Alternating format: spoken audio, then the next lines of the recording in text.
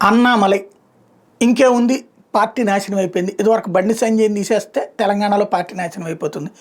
అన్నామలై పక్కకి వెళ్ళిపోతే నాశనం అయిపోతుంది. ఇంకా బండి సంజయ్ది మధ్యలో తీశారు అనేదానికి కొంత కోపం ఉంటుంది, అర్థం ఉంది.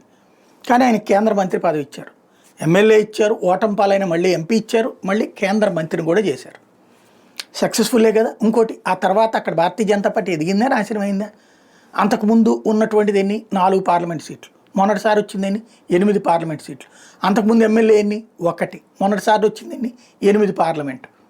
ఎమ్మెల్సీలు అప్పుడు గెలిచారు, మళ్ళీ ఇప్పుడు గెలిచారు. కాబట్టి భారతీయ జనతా పార్టీ ఎదుగుదలలో బండి సంజయ్ పాత్ర ఉంటుంది, no doubt. At the same time లేకపోతే ఇక పార్టీ నాశనం అయిపోవాలి అనే శాపనార్థాలు ఆ పార్టీకి ప్రయోజనకరమా? ఇప్పుడు అన్నామలై విషయంలో కూడా అదే. అన్నామలై వచ్చేటప్పటికి కర్ణాటక నుంచి వచ్చినటువంటి వ్యక్తి. అక్కడ తమిళనాడులో ఇప్పుడు కావాలని అన్నామలైని దెబ్బ కొట్టడం కోసమే ఇతను లాంగ్వేజ్ కాన్సెప్ట్ని తెర మీదకి తీసుకొస్తున్నాడు స్టాలిన్. అక్కడ మరీ ఆ పెచ్చ ఎక్కువగానే ఉంటుంది. మొన్నటిసారి 10% ఓట్లకి దాటించగలిగాడు, కానీ ప్రధాన పోటీదారుగా తేలేకపోయాడు. ఇప్పుడు అక్కడ పొత్తు పెట్టుకుంటే గ్యారంటీ విజయం అన్నటువంటి కాన్సెప్ట్ ఉంది ఒకటి. రెండవది, అలాగని అన్నామలైని మధ్యలో తొలగించేలా 3 సంవత్సరాలు తన టర్మ్ కంప్లీట్ చేశాక ఇప్పుడు వేరే అవకాశం, వేరే వాళ్ళకి అవకాశం.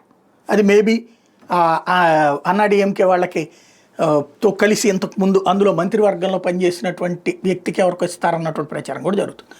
అది పక్కన పెడితే అన్నామలై పార్టీని పైకి తీసుకువెళ్లడంలో 3% ఓట్ల నుంచి 10%, 11%, 12% దాకా ఓట్లను తీసుకురావడంలో సక్సెస్ అయ్యాడు. నెక్స్ట్ స్టెప్ కావాలి కదా పార్టీ. అదే ప్రస్తుతం చేస్తుంది. పార్టీ ఎప్పుడు కూడా వ్యక్తి మీద డిపెండ్ అవ్వదు. అటల్ బిహారీ వాజ్పేయితో ఆగిపోలా, అద్వానీతో ఆగిపోలా, వెంకయ్యనాయుడుతో ఆగిపోలా, బంగారు లక్ష్మణ్తో ఆగిపోలా, అమిత్ షాతో ఆగిపోదు, మోడీతో ఆగిపోదు, యోగితో ఆగిపోదు. పార్టీ అనేది నిరంతర ప్రవాహం. అందులో పాత్రదారులు, నాయకత్వాలు మారుతూ ఉంటాయి. దానికి అనుగుణంగా ఆలోచనలో మార్పు ఉంటాయి, అప్ అండ్ డౌన్స్ ఉంటాయి. ఇప్పుడు కొత్త అప్ కోసం సరికొత్త ప్రయత్నం. అది ఇదే అన్నామలై భారతీయ జనతా పార్టీలోనే ఉంటారు. అది కూడా గుర్తుపెట్టుకోవాల్సిన అంశం.